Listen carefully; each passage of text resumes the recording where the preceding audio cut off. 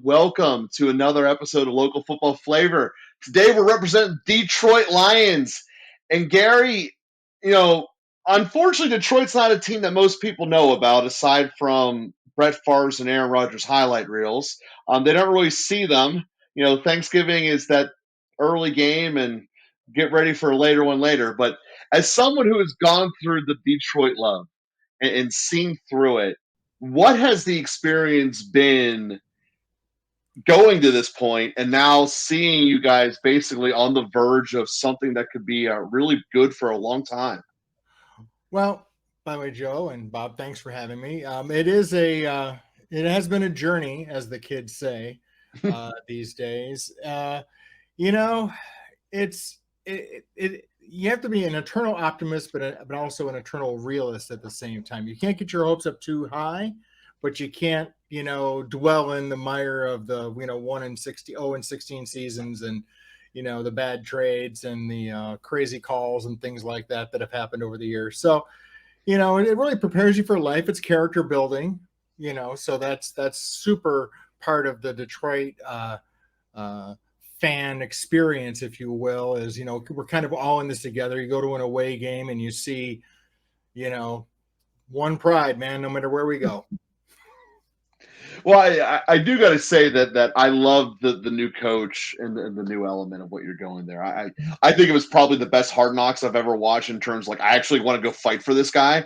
Not just your head coach, but the defensive coordinator as well. It's like I know I'm not fast enough, but I want to hit someone. Like let's put some pads on. Like, let's do this.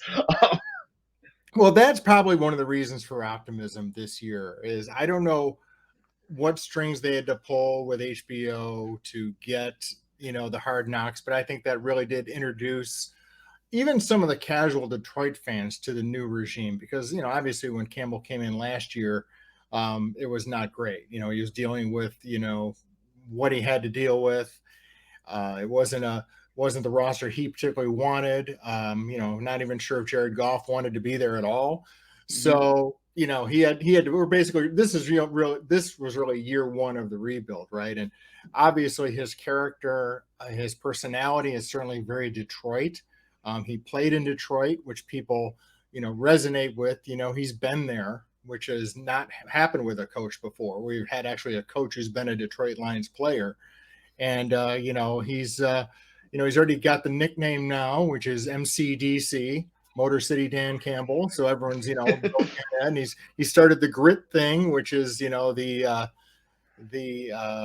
slogan that he's trying to build the team around. So like you said, it was a very inspirational Hard Knocks, as it were. And, who knows, maybe they'll follow them in the season this year.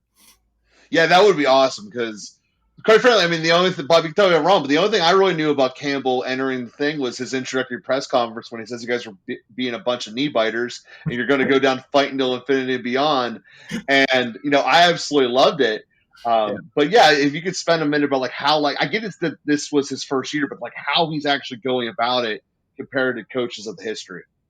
Well, I mean, he did come in last year, and like I said, there wasn't much of a year. And then this year was, the philosophy is really different because, we're coming off the Matt Patricia experiment, which was, I don't know what he's got on somebody at the NFL, but he keeps getting hired. I'm not sure where that's coming from. But so I think they were looking for something different. I mean, a couple of things happened in the head office that really resonated down to this. Martha Ford was the owner for years, and she was it was always seen that her philosophy was she valued the loyalty of the frontline executives. The Bob Quinns and those people who were the general managers and people like that, and really wasn't there for the players, right?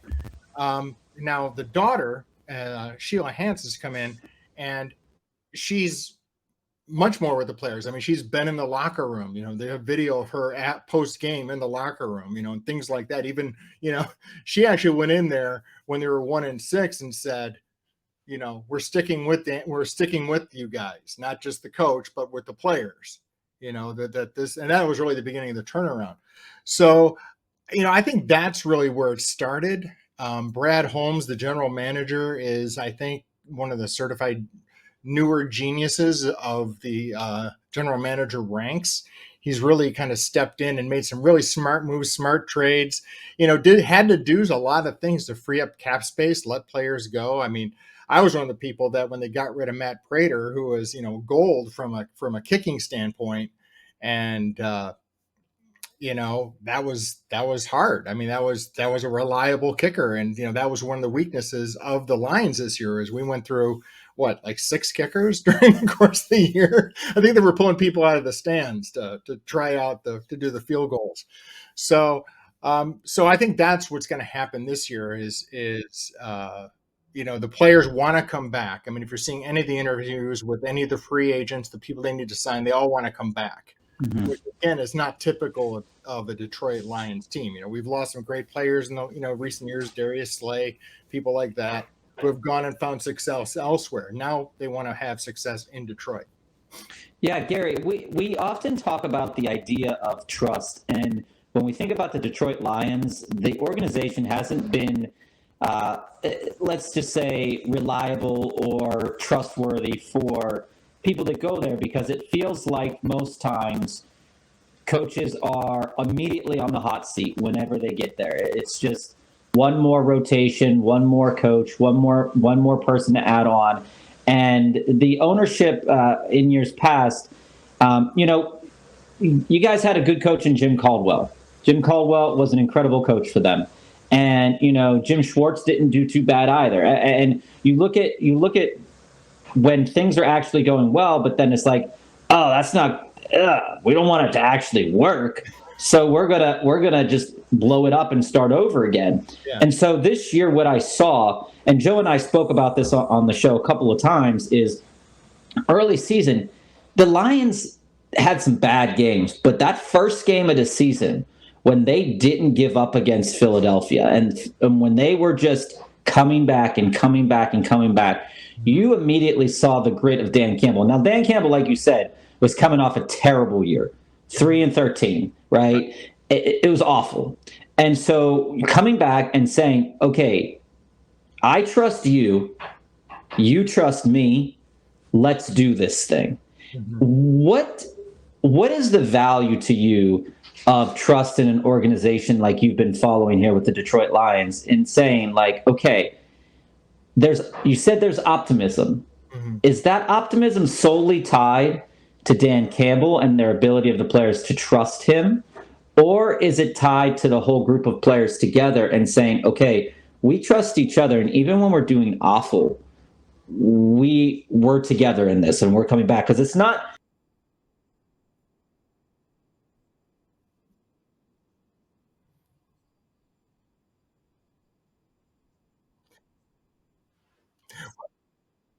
Well, I think you touched on a great point, because I don't think it's just Campbell. It's Campbell in Detroit with the players that Brad Holmes is getting for him and putting on the field in the locker room. If you watch some of the locker room things and you look at some of the support the players not only have for each other but for the organization, and and the thing about Campbell is he's learning, right? I mean, there wasn't a 4th down he didn't go for early in the season, and it cost him games, right? And guess what? He stopped doing that. So that was a maturation on him part. I think that's one of the things that people tend to forget is, you have to give the coach some time to grow too, unless you're bringing in an experienced head coach like Caldwell or someone like that. It's Campbell's first real time on the stage, and I think he gets the locker room piece of it. Not sure if he gets the game management piece of it quite yet. He's been if you've seen any of his press conferences, he'll talk about, like one time when they did, I don't know if you guys saw the game where they did the pass to Penei Sewell, of all people, and it was just for a short yardage, right? And he was watching the wave, up in the stands, and the offensive coordinator said, "Hey, we're going to run this play." And he goes, "Yeah, okay, go ahead, whatever." And then next thing he knows, he goes, "What are we doing?" So, I mean, that was in the press conference where he was. So he's a good delegator from that standpoint. I don't think he's a micromanager, and it makes for entertaining football, right? They're willing to try some things like that, and I think that's where the trust is, right? Like you said, it's organization wide, and I do think it starts from the top, because that's a change most people are not paying attention to. The fact that the new owner, which is really the daughter of the old owner, right? But still, and she has a different attitude. She cleaned house at the top and just let them do what they had to do, And the Stafford trade was a great example. Stafford didn't really want to leave Detroit, and he wasn't one of the people who was lobbying to leave. Like, you see, like, he when his contract was up, he wasn't talking to other teams usually, like Rodgers is now, right? He's talking to the Jets, he's talking to various people, and not, because he was having a good career. They were paying him a lot of money, but when the opportunity came up for the trade, Detroit went for it, and I think it was a good trade. So I think willing to make those moves that I think in the old Lions regime, what we used to call the same old Lions. See, now we're the brand new Lions. Now these are the same old Lions would have stuck with Stafford. They wouldn't have made that trade. Now, do you think, though, you and me, we both like the trade. We got pieces back. Goff he's not incredible, but he is very good. Joe knows that I group quarterbacks by legends, elite, very good, and good. Mm-hmm. Goff is very good at most times. If he can limit his mistakes, he can be very good. But the question I want to ask is back to Stafford, and when we think about the Lions in recent memory, is what do you feel like Dan Campbell, and this is more of a just a throw it in the wind kind of question, but what do you feel like Dan Campbell would have done with a guy like Stafford and this current team? Because I feel personally like if they had Stafford with this current setup, it'd be so lights out. You raise a good point. Goff is, I think, proven himself that he's earned the job. I mean, beginning of the year, obviously, the number one priority would be a quarterback to draft. I don't think that's the case anymore. They didn't lose a bunch of games because they weren't scoring points. I think some of their games, they were 38-35 they were losing. So that's not where the need is. So when you factor in, what would have a Stafford have done? Now, Stafford was beloved in Detroit. Now, there were a lot of people who didn't like him because they thought he was just, padding his stats and just throwing a lot of yards. But, this was a guy who, and you saw it with the Rams, he played hurt. He always gave his all and did it. And that's why people loved him in Detroit, because, he had sort of the work ethic, the gritty mentality, if you will. And so I think he would have done well in Detroit, especially considering the priority that Campbell and the coaching staff have put on front the offensive line and protecting Goff. Because, even a good quarterback can find an opening with the amount of protection that Goff has had. So I think you're right. I think with the weapons that are available to Goff, if Stafford had those, if he could throw to an Amon-Ra or a Chark or somebody like that regularly, I think it would have been a great difference maker. Now, switching gears a little bit. Now, the bugaboo of the Detroit Lions has always been that defense. Yeah. And, the defense, the special teams, I remember watching a game, not this past season, but the season before that. And I was over at Joe's house, and I just walked in, and it was the end of the Lions game. I think they were playing Baltimore. And I said to Joe, they're going to lose this game. I was like, they're going to lose. I said, they're winning. They're going to let up a 60-yard field goal. It's going to happen. Something's going to happen. And needless to say, it happened. What have you seen from the defense? We talked about hope on optimism for the offense. Sure. What do you see as the optimism here for the defense? Because, they gave up a ton of points, but as we've said, they never really gave up. So going into the next year, when you're thinking about, what you're excited about, is any of that on the defense? It's all on the defense. I mean, it's all on the secondary. I mean, that's where they need. Well, obviously they need a kicker. I mean, that's when you say special teams. They do have a decent punter, probably the highest paid punter I think we have, which is, Detroit is not, for some reason, not afraid to pay for kickers. But the secondary is definitely where a lot of the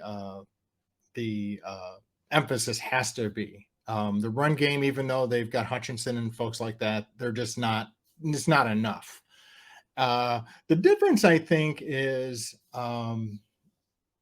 I think people are expecting now more from the defense, and I think this is a group that will rise to the occasion. And the reason why I say that is because I happened to be at the game in Detroit when they were playing Green Bay, and this was a classic moment that you were just talking about, where I think there were 2 minutes left, and instead of it was fourth and a little bit of yards, and instead of punting again with one of the most expensive punters in the league. They're on the 50-yard line. Instead of punting them and just riding the clock out for the win, they go for it on fourth down, don't make it, and give Aaron Rodgers the ball with the 50-yard line with 2 minutes left. Now, I saw people leaving at that point because they've seen that story before, right? I mean, it's like this is the kind of thing that Aaron Rodgers does all the time. I mean, like you said, the highlight reel of Aaron Rodgers includes the Hail Marys into nowhere that against the Lions and all that, but they stopped him, right? I think that was one of Hutchinson's interception was stopping him there, and that's really when they started turning things around. Now. I'm not saying it was like that was the moment, but that was really a case where, the defense needed to step up, and they did. So I think the character is there. I just don't know if the talent is there, especially in the secondary, because they used to have really good corners, like I mentioned before, Darius Slay, people like that. And that was part of what they got rid of. So I think when you look at the draft and the free agent market, that's where they're going to be spending most of their time looking at it. Yeah, and I kind of think we might have buried the league with this. You guys beat Rodgers twice this year, and that last game of the year when you guys knocked him out of the playoffs, that was my favorite non-Steelers game of the regular season. I mean, without a doubt. Because earlier in the year, he did that whole snippy thing in a post game. Well, Detroit's not over 500, and then just to get knocked out by him at the end. Oh, did I love that! Yeah, that was a great moment, and especially since they already knew they weren't in the playoffs, right? The Seahawks had won earlier in the day, so the game was meaningless in the sense that if they won, they weren't going anywhere. But the attitude was, if we're not going, you're not going, right? So to beat them in Lambeau, and actually, Detroit was 5-1 in the conference, so that's they're going to be all right. They're going to challenge for the conference next year, that's for sure. But there's nothing better than beating the Packers. Oh, I have to imagine that. And as we kind of said, that they're all offense, but looking at the team in a big picture throughout the season, you guys kind of alluded to it. Starts off really bad. I mean, it really had the potential of rolling off to old Detroit, wheels falling off. This is another 13-3 season. But 13-3? Oh my God, I'd be so excited if it was 13-3. Come on, don't get Gary and I's hopes up. Jeez. Looking at the NFC, anything is possible. But it started off looking ugly. And then all of a sudden, really, you get 3 interceptions against Rodgers at home. And it's like, things are turning around here. And I just want to go through what that roller coaster had to be like, of going through the September and October y'all experience, and then just having lights out second half of the season. Yeah, it was not great at the beginning for a lot of reasons. Some of it was, coming off last year, and then, obviously the same old Lions sort of philosophy where, they would just find creative ways to lose. And that just sort of stopped about a third of the way through the season. And even though they didn't win, a couple of those games, they were still very competitive. So, people were pretty optimistic. I actually went down to the Cowboys game at AT&T Stadium where they lost. And that was, I think they were 1-5 at that point. And even then, I mean, they were competitive. They weren't really out of it per se, which, typically, when a team gets down by as many as they were, as many games as they were in the pattern that they were following, it'd be very easy to get demoralized. And when they turned it around, it was like the foot was on the accelerator. And it's just funny because how many teams, I mean, you guys talk to people all over the country, right? We're thrilled with 9-8. Right? I mean, it's just like, yeah. More should be than are, a little more, or more should be than are is what I'm trying to say. But Joe, yeah, I want to build on what you said and get Gary's opinion about this. So they lost that Dallas game, and the score doesn't indicate really though how well they played. Now the week before, they got smacked in the face by New England, and that was pretty bad. Mm-hmm. And so the question that I'm kind of wondering about here, and I'm realizing I'm getting an echo. The question I'm wondering about here is that when, as a fan, you're sitting there watching the game, because I know, I don't get a lot of the Detroit games here. I'm lucky, to get a couple games here and there in Pittsburgh. Is that when you're sitting there and it's like they're dreadfully out of this game, right, versus, there's a chance to come back. Joe and I, we talk a lot about like garbage time, and where teams are just coming back because it's garbage time. Do you feel like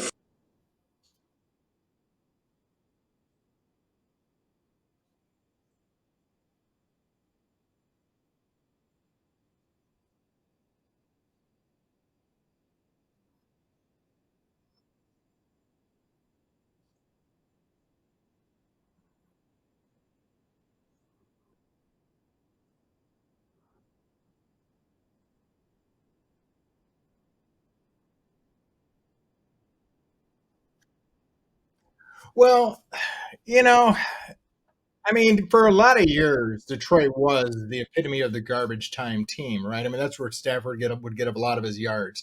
And he had that meme for a couple of years where he'd come back, he'd like orchestrate some sort of crazy, comeback. And that was one of the high, that was used to, and it was like, well, yeah, if you played better for the first 3 quarters, you wouldn't have to do that. I mean, one of the things that was very annoying about what Stafford was, he was a horrible starter. I mean, he rarely scored in the first quarter. That was just, you'd get 2, 3 and outs in the fourth quarter, and then or in the first quarter, and he's out. So, I mean, there's a lot you see about looking back where people say, well, yeah, I mean, they were building and all that, and I think they did let one of their coaching staff go on the defensive side at that, and that's about where they turned it around, I think, and not the guy on. You mentioned on Aaron Glenn, not the guy on Hard Knocks, but another fella. But anyway, the point is I think it was a secondary coach. So I think they were kind of saying, no, we really need to win. I think they were trying to win games. I just think a lot of them were just miscues. I think they were trying a bunch of different things to see where people fit, and I think from a stat standpoint, the Lions, you made a better use of garbage time for stat padding back in the prior. I think this year they were really trying to avoid another season. I mean, I think Jamall Williams, if you watched Hard Knocks, when he gave it that impassioned speech at one of the practices, and he says, that team isn't us, meaning the 3-13 team. So, it's hard it's hard to look at individual games and figure out what went wrong. But early in the season, I think it was just a matter of, on the defensive side, there just wasn't enough pressure, at all. Yeah, and going to what you were saying, Gary, sorry, Joe, I got to talk Lions. I just got to.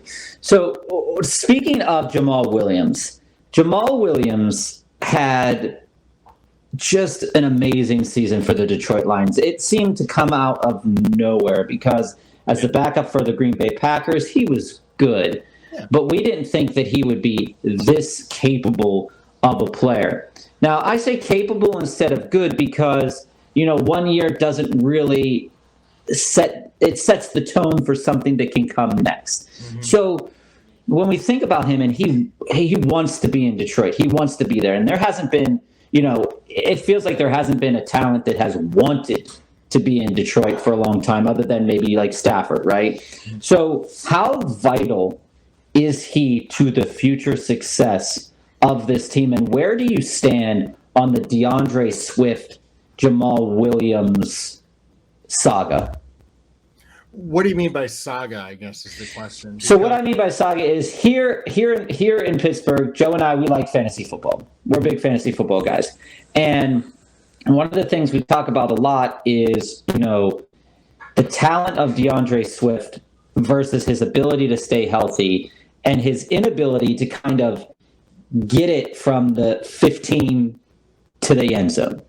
And so when you're watching these games, is the fan base and yourself clamoring for more Swift, or are we saying Jamall Williams is our guy, we're going to go with him and then see what happens after that? Because Swift is a talent that can't be denied, and that team's offense looks way different with Swift than with Williams. And right. So where's your feelings at in this, maybe not saga, but dilemma? And like, are the Lions going to keep hold of Swift and Williams, or is this looking like it's going in different directions from what you've seen? Yeah, I see what you're saying. Well, I think that's one of those things that,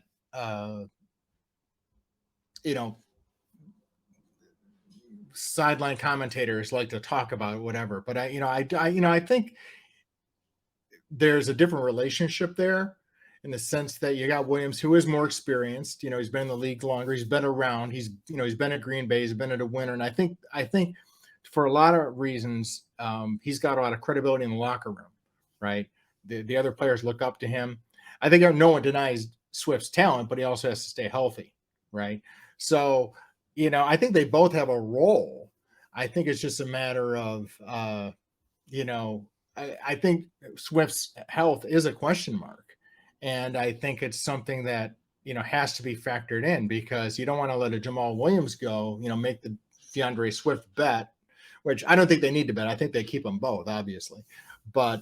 And then, oh my gosh, Swift goes down and they're in trouble, and they, call up Reggie Bush again and say, come on to retirement or something. Right.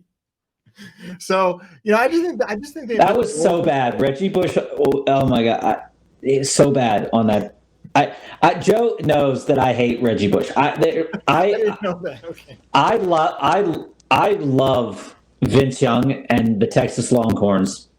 The couple of years that they were together, and when they won the Rose Bowl, and the fact that they did it against Reggie Bush and USC was just icing on the cake. And I've always said that Reggie Bush, talented guy, super talented player, right. But it came along at the wrong time, because that wasn't what the league was doing with running backs at the time.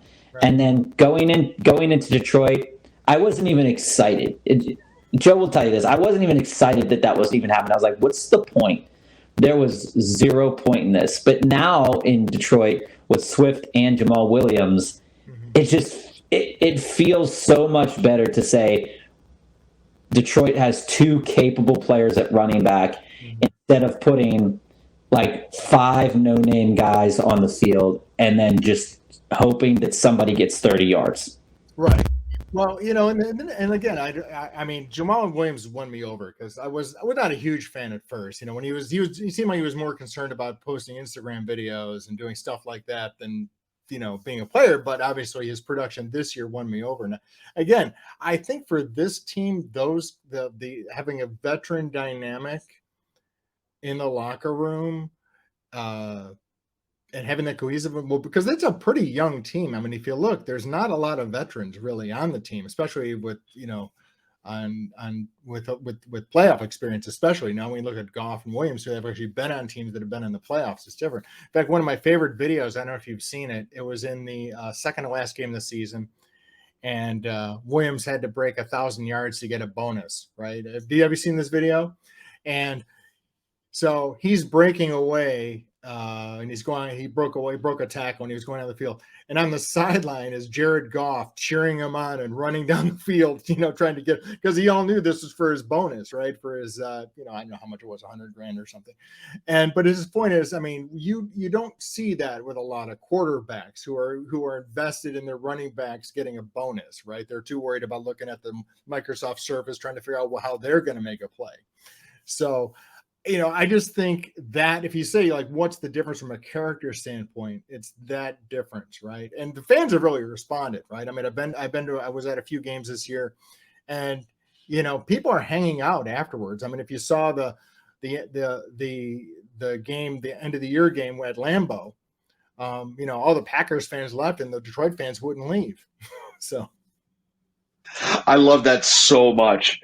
So I mean, yeah. So there's a lot of great things. As you said, you guys are so young, and the knock that I saw, and this is something about the coaching staff that I really like about Detroit, is that most of the time players become the first at that position. So Dan Campbell, this is his first time at a head coach. Once they hit their new high point, as a former player, for some reason, they're not as good as non-former players whenever we're talking about them hitting that new first plateau.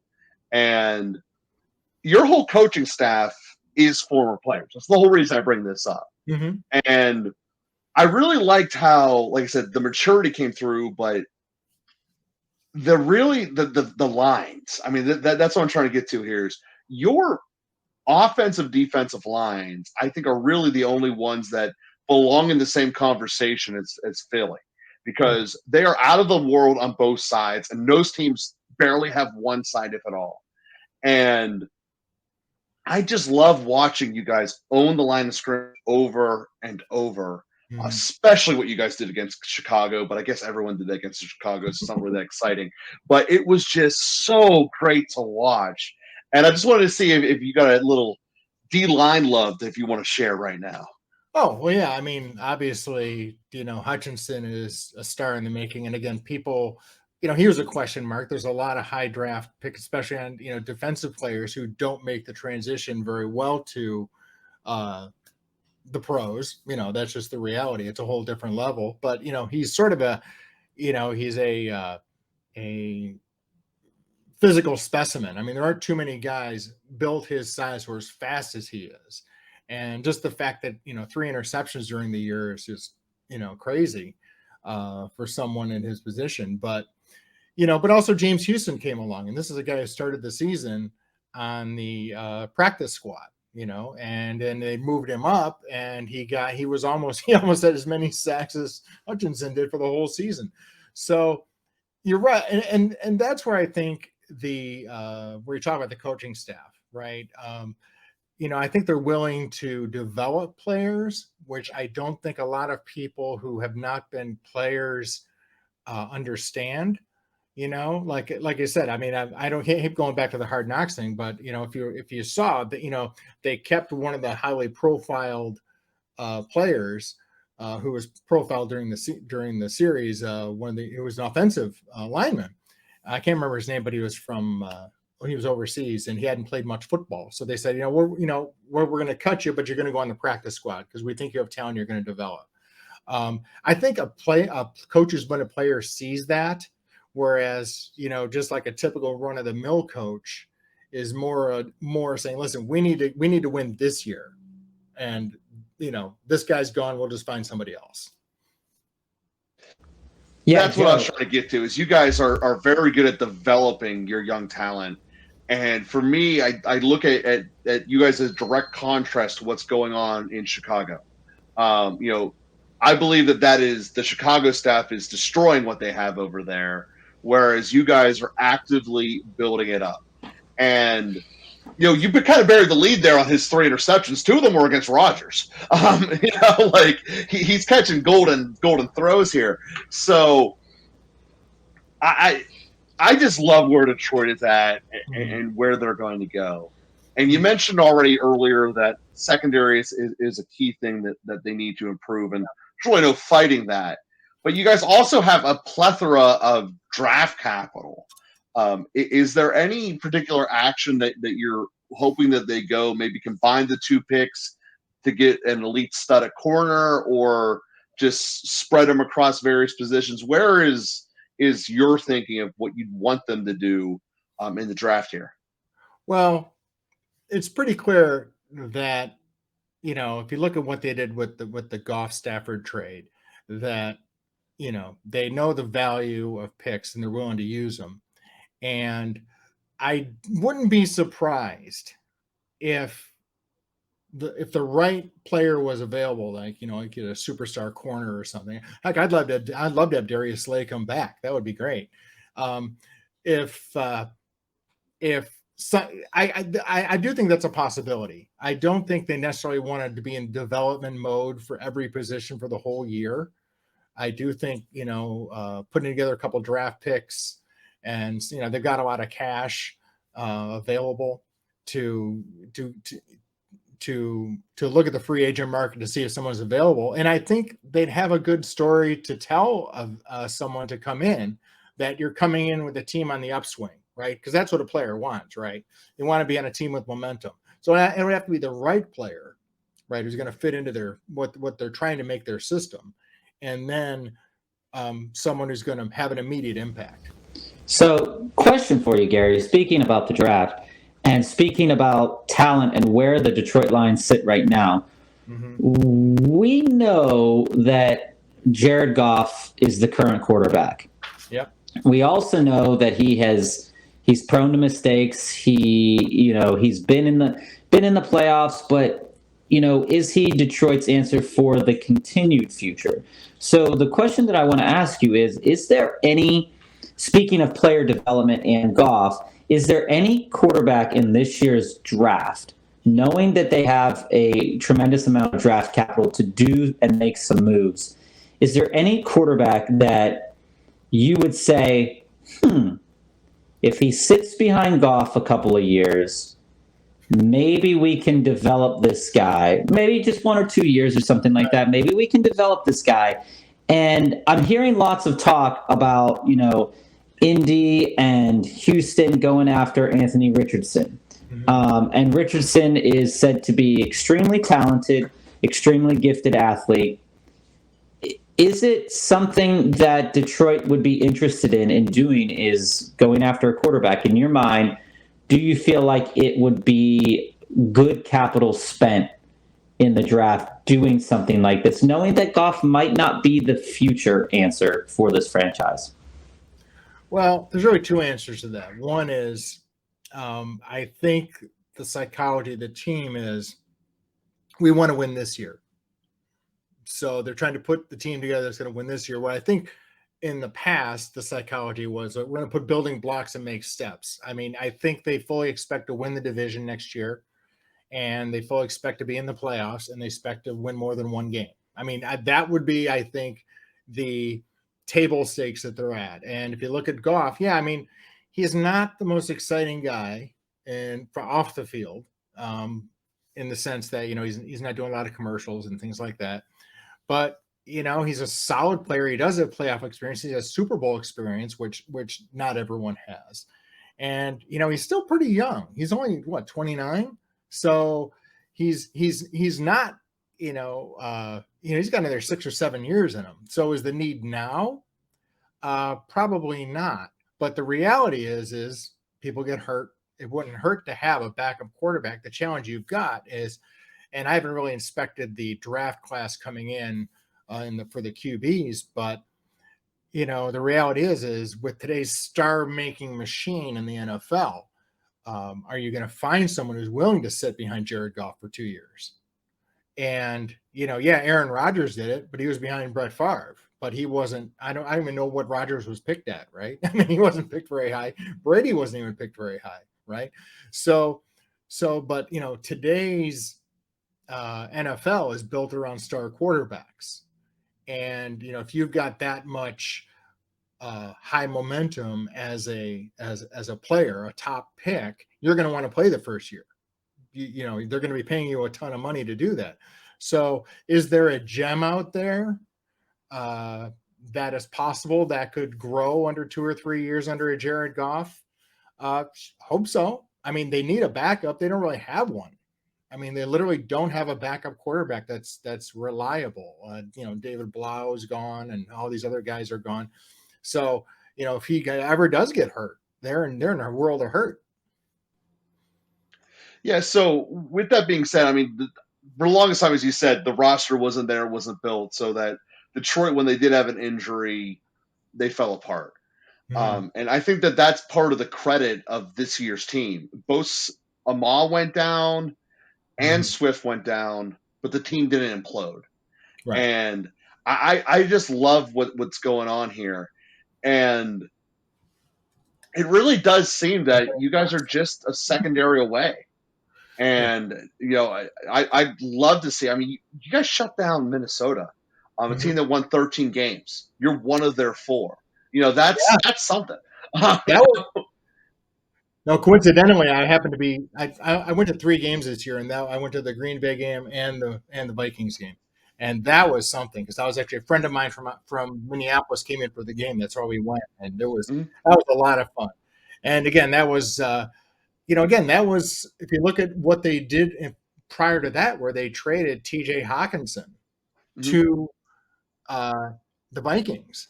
That was a guy who was prominently featured in their promotional materials and all their marketing. That was going to be a name player for them for a long time, and they realized, we're kind of flush.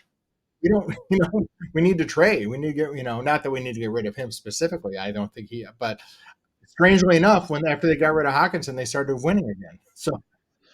Yeah, and on that note, you guys didn't even have a dip at the tight end position. Hawk is obviously immensely talented, but when you guys got rid of him, the second tight end just stepped up, just went crazy.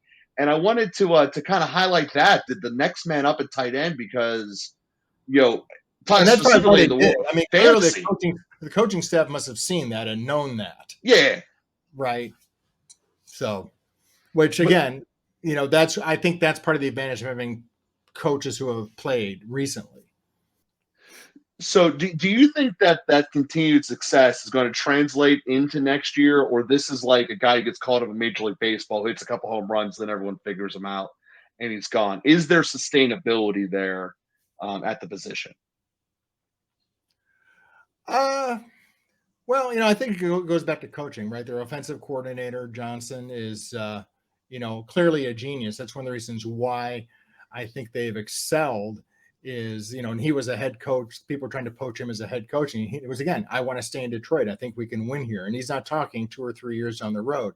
He's talking now. And I think he's built it around individual talent, the people he's got, the Jamall Williams, the DJ Charks, the DeAndre Swifts, and Goff, obviously building it around what Goff can do. He's not a running quarterback, but he's pretty accurate and he's, reasonably mobile.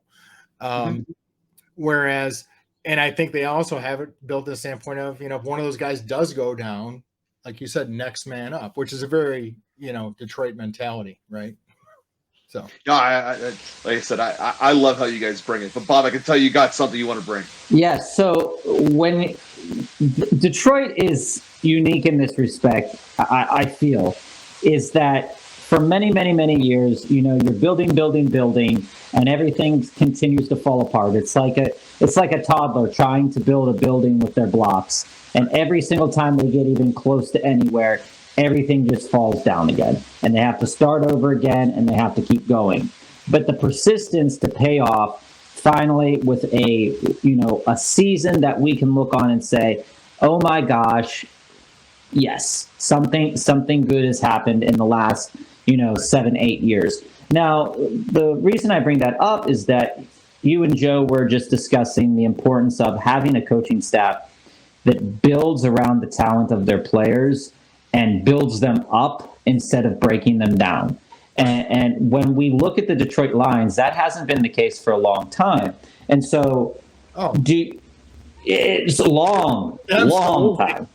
Yeah. And so when we see that out of this organization, a lot of other NFL coaches try to make the square pegs fit in the round holes. They have a system, and they want every player to fit that system, where it seems like the Detroit Lions are perfectly happy in saying, our system is to bring the best out of these guys. Now, I know they have a system, but it feels like that mentality of, I'm going to bring the best out of you so that you can bring the best out of me.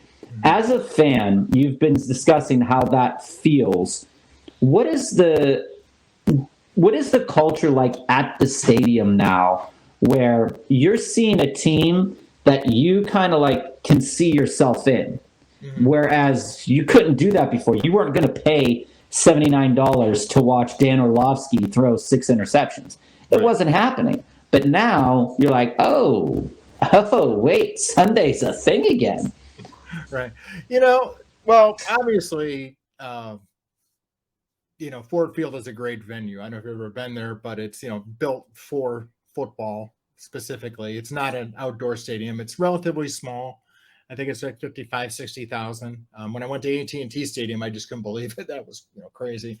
But the it's definitely, the vibe is definitely much more optimistic. That's what my friend from Minneapolis was saying. He goes, this is better than, where the Vikings play the vibe.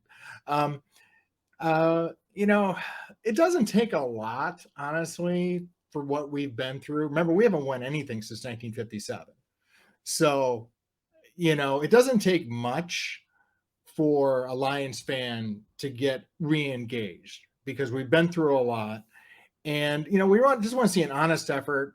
We want to see, never giving up, trying hard. And that's what we had this year, right? And sometimes it worked, and sometimes it, but there was never, in the past, you had the feeling that players are just going through the motions, right? It was the 0 and whatever season. And it was obvious that, they were doing a job, but they weren't loving the job. You can obviously see with these players that they love the job. They love the town they're in, and it is reflected in the stadium. I mean, when the Vikings game was standing room only, and they were selling the aisles and all kinds of crazy places, and I haven't been to a Lions game in a long time where that was the case. So. Yeah, and I think that's so interesting. And the one, I remember going to a Pittsburgh Penguins standing room only game when early in the days when they were doing good and they made the playoffs against the Senators.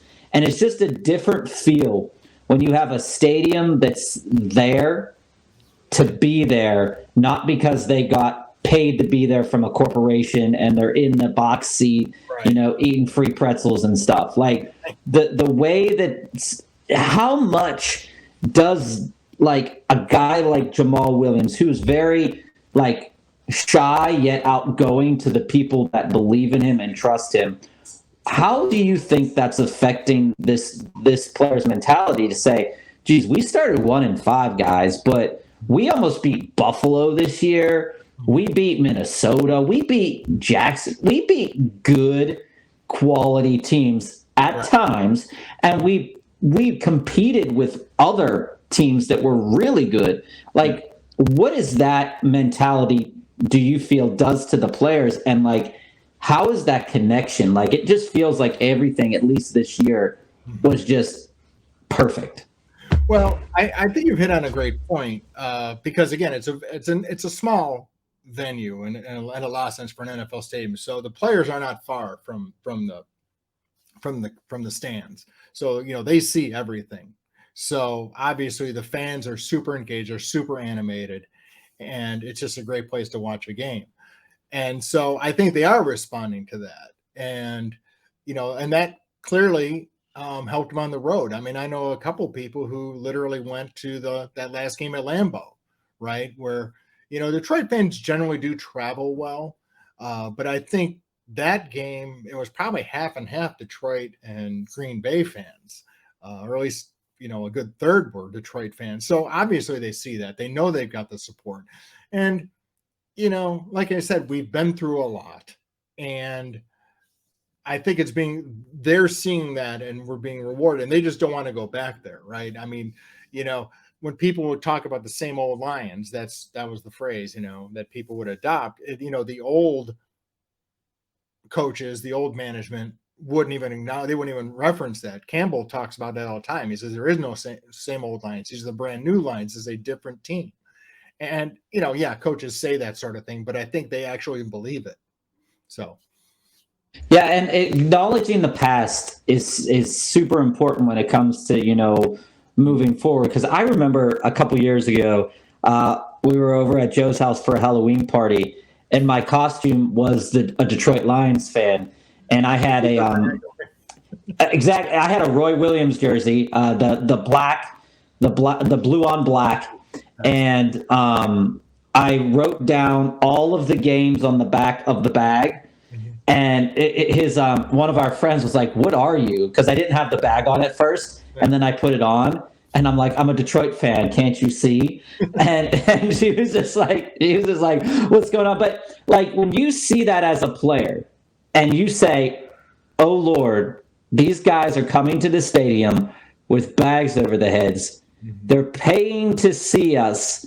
But they've got bags over their heads. But yet you go to Lambeau and they're half naked with cheese on their heads. Like the mentality of like, okay, well, if they're just here because, then like, what kind of effort am I putting in? It's just the effort was just, and Joe can speak on this too. When you have a team that puts an effort, because the Steelers at points in time this year didn't look like they put in effort, and you see that, and you're just like, I can't believe I paid $149 to see this. But it's like the reason I say it's perfect, it wasn't a perfect season, but that kind of juxtaposition of, okay, you care? Oh, I care too. Let's see what we can do. And it seems to work for the Lions. And Joe, just talk to us a little bit about your feelings too about effort in the NFL. Well, I mean, there's no doubt that Detroit is certainly in the top third of that category. I mean, you look around the league, you see a lot of teams that when they start off bad, they imploded. Quite frankly, Detroit and the Steelers are the only one that started off that badly at 1-6 and still turned it around.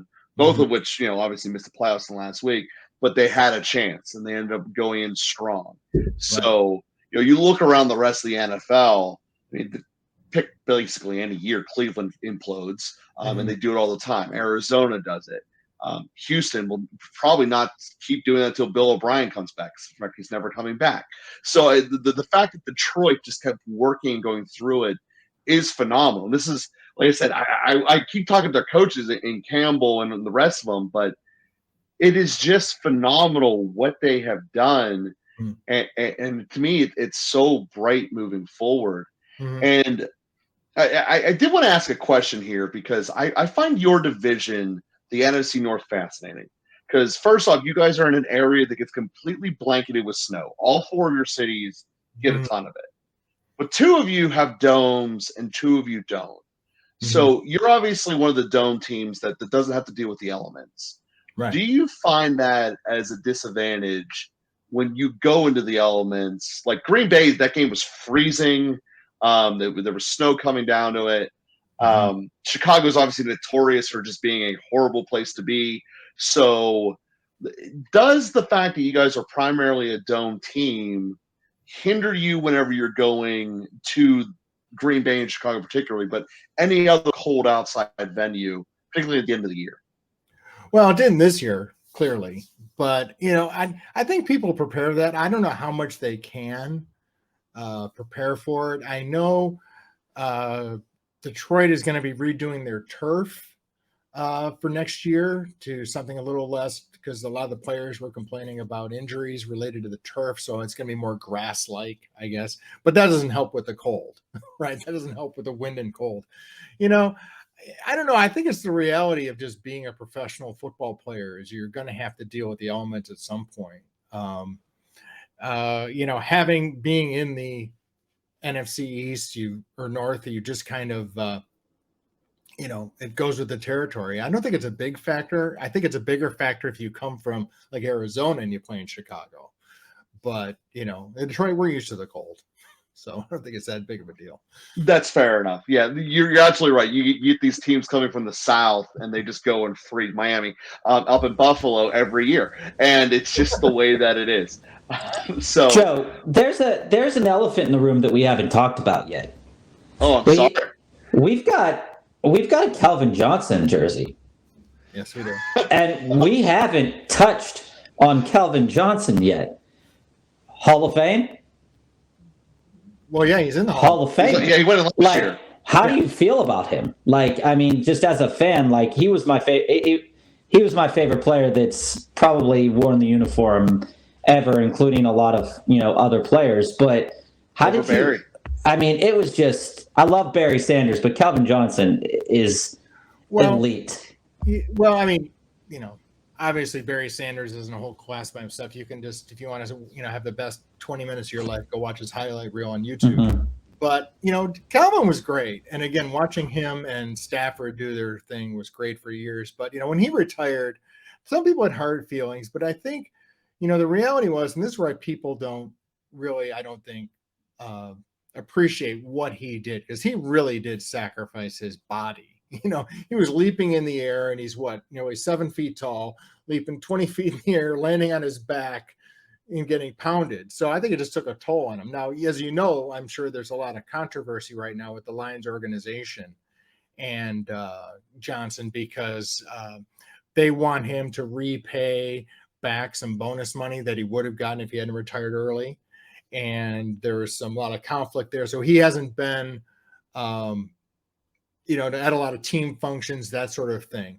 But the good thing is, again, with the new ownership, they're starting to warm up to that, because, that's part of the Lions history, is we have these, great players who have played, who really stuck through a lot of, not great team experiences, but individually they were great. And Johnson's clearly one of them. I don't think people were shocked that he retired. I think some people expected him to ask for a trade at some point. And the fact that he didn't, I think, endeared him, because one thing that Detroiters like is loyalty. So, but on the other hand, it's funny you should say it. I mentioned that because I don't know. I know very few actual, real Detroit Lions fans who wasn't cheering for Stafford when he went to the Rams, because he had his opportunity, right? So, we do like loyalty, but we also like our people to win too. So we were doing that too. We were cheering for Stafford. I mean, there's no hate in this house, at least for Matt Stafford and what he did. But I mean, I told Joe a couple years ago, when the retirement happened, I said, this is probably both the best and worst thing to happen to the franchise, because thinking about when you have a star player, and I mean, the Ravens are going through it right now. You have a star player in Lamar Jackson, and you have to make the decision to pay, to not to pay, to figure out what your team is going to look like after a star. And the Steelers, similarly, with after Ben Roethlisberger. Right. Packers, possibly after Aaron Rodgers. Patriots after Brady. So you look at all these teams that are trying to go after their star player, and a quarterback's much different than a wide receiver, but the fact that everything was going through Calvin Johnson, well, they had no running game. They had nothing. They had nothing. The number of games that they had not even 100 yards rushing was most of the season. Oh yeah, it was ridiculously bad. It was ridiculously bad. I can't even remember the name of the 7 running backs that probably showed up that year for them to play. I mean, I remember I liked Javid. Won 5th overall from Virginia Tech. I remember that. I liked Javid Best when Javid Best was there. I really liked Javid Best, but then he had all the problems with his health. But when we think of players and stuff right now for the Detroit Lions, who do you see as the next guy that, Detroit Lions fans are going to remember, either offense or defense, and say, hey, this is the guy. This is our new guy. Is there a person currently on the roster who you as a fan or other fans around you have said, I can get behind this guy, and this guy's going to be really good for us? Well, we're in a blessed position because there are so many players. On the offensive side of the ball, again, Goff has his detractors. I think you said the word earlier. He's adequate. He's very good. He's so I wouldn't put him in that category. But when you look at the people around him, I'm thinking, St. Brown, I think is probably one of the best. Was probably the best draft pick that they had in terms of people were drafted at his level. He's producing at a much higher level than what he was drafted at. So I think that's one that goes to Brad Holmes being able to find talent, evaluate talent, and then sign talent. And so I think St. Brown is probably one of the people that, if he stays healthy, will be one of the players that the Lions fans are going to rally around. And then, of course, I know it's funny, but like Penei Sewell, people love him on the line. He's just got a great personality, although, offensive linemen normally aren't the guys that people rally around, but he is one of the players who's a very high draft pick. They picked him 2 years ago, and he's just shown himself to be the cornerstone of that line. So I think from the offensive side of the ball, you've got, Sewell, you've got St. Brown, Jamall Williams to some extent, but, he's had one good year. So we'll see what happens. I think it'll continue. I think if it stays healthy, it'll continue. And again, his personality has just blossomed in the city. So people love that. And then the defensive side of the ball, obviously Hutchinson, Houston, that crowd. Anzalone is a solid player. But, again, in the backfield, there's really not a whole lot in there. So I think the pass rush, in terms of like fan engagement, people I see a lot of Hutchinson jerseys when I go to a game. Awesome. Well, Gary, we want to give you a chance to have the full screen here to yourself. If you anything you want to talk about in any capacity, the floor is yours. Oh gosh, just if you haven't been to Ford Field to see a game, you ought to do it. It's a great town for people to come in. Detroit metros are easy to fly into or drive into, and what's nice about the food options inside Ford Field, there's now local food vendors there. Slow's Barbecue is a Detroit mainstay that I think everyone would enjoy. And just, we're very fortunate in Michigan, southeastern Michigan, as we do. Not only do we have the Detroit Lions to enjoy on Sundays, but we have Michigan State and Michigan college football on Saturday. So, this is a great football region. And if you're a chance to see a game live here, I think you'd be thrilled.